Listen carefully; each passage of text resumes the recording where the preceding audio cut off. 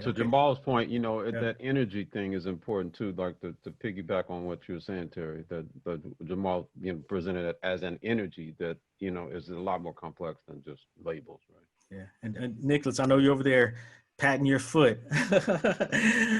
So yeah, so what would you say your intention has been, with advocating for not using the label jazz music and instead Black American music? Basically, as everybody has spoken to, um, it's about restoring awareness first that it is Black music, because though it's obvious to all of us, I think in general, in terms of the general populace, people don't know that. And Black people in particular, they don't know it's their music because they look at who owns and runs the festivals and the clubs and the majority of the people in the audience, and they think it's not our music. And don't get me wrong, I'm happy to see anyone support the music, but I think the fact that it is Black music might be the most important part of it, because as Terri Lyne said, this music started um, as field hollers, work songs. When Black people were transported here, the Africans were enslaved. They weren't allowed to speak their native languages.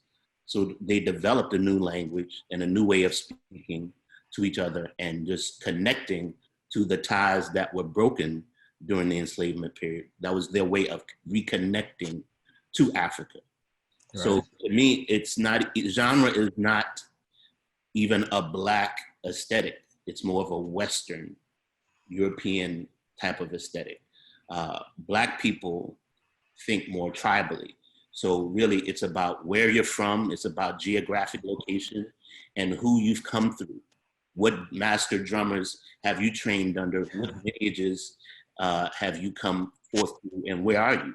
If we're talking about Black American music, Detroit has a certain sound and energy and a vibration to it.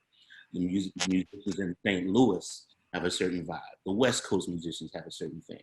The New Orleanian musicians have a thing. Chicago, all these different territories have different energies and different ways in which they respond to their environment and the cultural surroundings.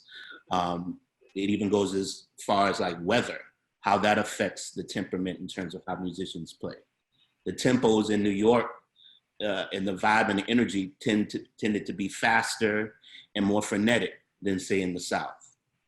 Places that have lakes have more of a calm, still vibe that as opposed to places with rivers. So all these different factors go into how the music sounds, who's creating it, and who it comes through.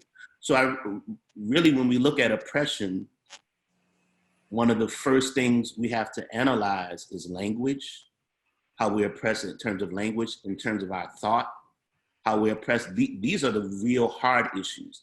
It's easy to free someone from chains or from the plantation, but to change how you think and to think that we were stripped of our native languages and are forced to speak language of people who oppressed us, or deal in spiritual practices of people who oppressed us, how we reconnect to those things, ultimately, in many cases that we invented, and how we find our way back to our roots.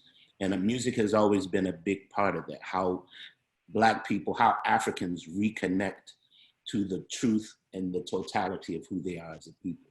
So that's why me saying Black American music is important, because I think jazz obscures that fact. You have jazz programs all over the world now, and people can literally get a jazz degree, play jazz festival, do all this stuff, and never deal with a Black person ever.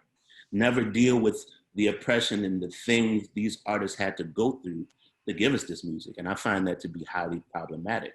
So for me to call it Black music is basically a way to acknowledge who gave us this music and why. And that's not to say who can or can't play it, but it's important to acknowledge the roots if you're going to do this seriously. Yeah, when you mentioned the global, I was going to ask you about that. Just considering, like, for instance, Black American Symphony premiered in Prague, and I'm just wondering, with being in other countries and seeing how people are responding to the music to that point. did that have anything to do with you realizing like, wait a minute, you know, like the connection is not, you know, it's not happening? Yeah. Again, I feel like there's an overall lack of awareness, but it enlightens me to see people changing. I know many institutions of higher learning are thinking about eschewing the jazz part of their music programs and saying they're Black music programs, which I find to be appropriate because that's ultimately what it is.